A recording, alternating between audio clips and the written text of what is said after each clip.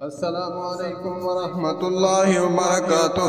حضرت امی عائشہ صدیقہ رضی اللہ تعالی عنہا سے روایت ہے کہ محمد صلی اللہ علیہ وآلہ وسلم کے گھر والوں نے جب سے آپ مدینہ آئے آپ کی وفات تک کبھی 3 راتیں مسلسل گندم کی روٹی سیر ہو کر نہیں کھائی۔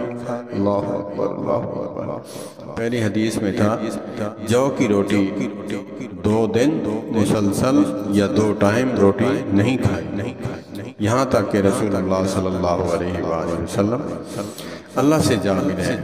اور یہاں اس حدیث میں امی عائشہ صدیقہ فرماتی ہیں کہ 3 راتیں مسلسل گندم کی روٹی سیر ہو کر نہیں کھائیں جب سے آپ مدینہ آئے ہجرت کر کے۔